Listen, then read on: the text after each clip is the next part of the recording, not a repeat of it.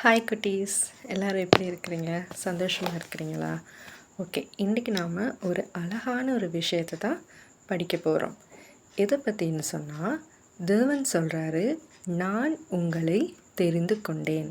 நான் உங்களை தெரிந்து கொண்டேன்னு சொல்லி தேவன் எங்கள் ஒவ்வொருவரை பார்த்தும் சொல்கிறாரு. தேவன் எங்கள் ஒவ்வொருவரையுமே தனித்தனியாக தெரிந்தெடுத்து வச்சிருக்கிறாரு. ஆனால் நாம் சில நேரங்களில் சொல்லுவோம், எங்களால் முடியாது, எங்களால் செய்ய முடியாது, எங்களுக்கு திறமைகள் இல்லை, எங்களால் வரைய முடியாது, எங்களால் படிக்க முடியாது, எங்களால் மற்றவர்களுக்கு தேவையான உதவிகளை செய்ய முடியாது, நாங்கள் மிகவும் சிறியவர்களாக இருக்கிறோம். இந்த மாதிரியாக நாங்கள் எந்த விஷயத்தையுமே கடவுளுக்காக செய்யாமல் இருக்கிறோம். ஆனால் தேவன் எங்கள் ஒவ்வொருவரை பார்த்தும் சொல்கிறாரு, நான் உன்னை தெரிந்து கொண்டேன் அப்படின்னு தேவன் எங்கள் ஒவ்வொருவரையும் நோக்கி சொல்கிறாரு.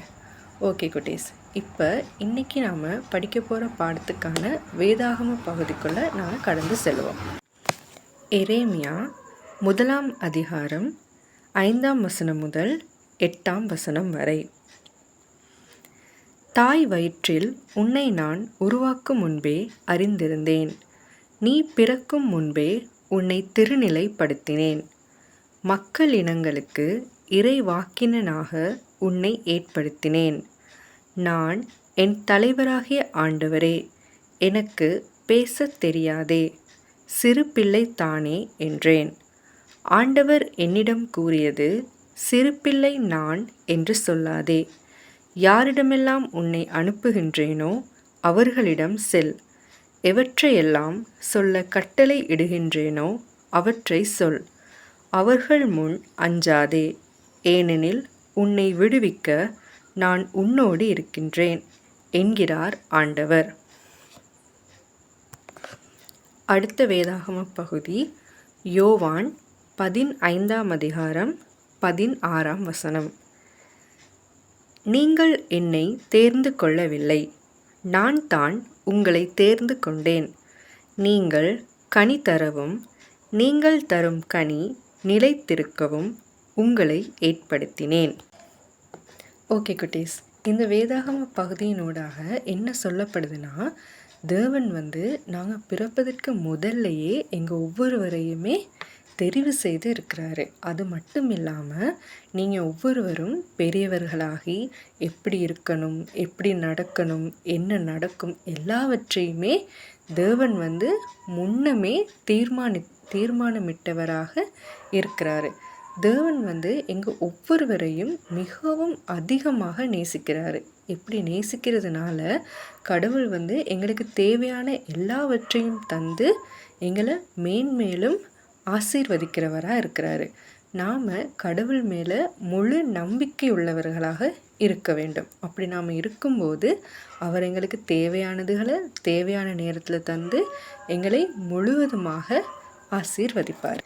ஆனால் நாம் எங்களுக்கு இவ்வளவு செய்த தேவனை பற்றி மற்றவர்கள் முன்னால் பேசுகிறதுக்கு நாங்கள் சில நேரம் பயப்படுவோம். சில நேரம் மற்றவர்களுக்கு முன்பாக ஜெபம் செய்கிறதுக்கு நாங்கள் வெட்கப்படுவோம். கடவுளுடைய பாடல்களை பாடுறதுக்கு சில நேரத்தில் நாம் தயங்கி பின்வாங்குவோம்.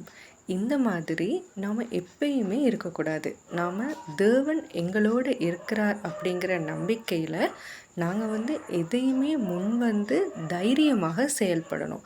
அப்படி நாம் செயல்படும் நேரத்தில் தேவன் எங்களோடு கூட இருந்து எங்கள் ஒவ்வொருவரையும் வழி நடத்தி கொண்டு வருவார். மிகவும் முக்கியமான ஒரு விஷயம் என்னன்னு சொன்னால் குட்டீஸ், கடவுள் எங்கள் எல்லாருக்குமே தாளந்துகள் தந்திருக்கிறாரு. தாளந்துகள்னு சொல்கிறது என்னது?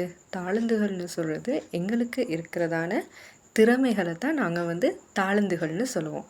சிலருக்கு நல்லா பாடுற திறமை இருக்கும், சிலவங்களுக்கு நல்லா வரைகிற திறமை இருக்கும், சிலவங்களுக்கு மற்றவர்களுக்கு உதவி செய்ய வேண்டும் அப்படிங்கிற ஒரு மனப்பாங்கு இருக்கும். இந்த மாதிரி எங்களுக்கு இருக்கிறதான திறமைகளை நாங்கள் எப்பயுமே கடவுளுக்காக நாம் முன் எங்களோட திறமைகளை பயன்படுத்த வேண்டும். இந்த மாதிரி நாம் பயன்படுத்தும் போது தேவன் எங்களோடு சேர்ந்து அவரும் சந்தோஷப்படுகிறவராக இருக்கிறாரு குட்டீஸ். எங்கள் ஒவ்வொருவரையும் தெரிந்து கொண்ட தேவனுக்காக எங்களால் செய்யக்கூடிய சின்ன சின்ன நல்ல விஷயங்களை கூட நாம் கண்டிப்பாக தேவனுக்காக செய்ய வேண்டும் குட்டீஸ். ஓகே, நாம் எல்லாரும் சேர்ந்து சொல்லுவோம். தேவன் என்னை தெரிந்து கொண்டார், நான் பயப்பட மாட்டேன். தேவன் என்னை தெரிந்து கொண்டார், நான் பயப்பட மாட்டேன். தேவன் கொடுத்த திறமைகளை அவருடைய மகிமைக்காக பயன்படுத்துவேன்.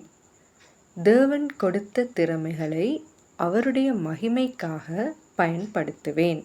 ஓகே குட்டீஸ், கடவுள் எங்களை தெரிந்து வைத்திருக்கிறார் அப்படிங்கிற நம்பிக்கையில் நாம் எப்பயுமே பயப்படாமல் வெட்கப்படாமல் தைரியமாக முன் எங்களோட வாழ்க்கையில் நாங்கள் செயல்பட வேண்டும் குட்டீஸ். ஓகே, இன்னொரு நாளைக்கு இன்னொரு அழகான கதையோடு உங்களை சந்திக்கிறதுக்கு வரேன். God bless you.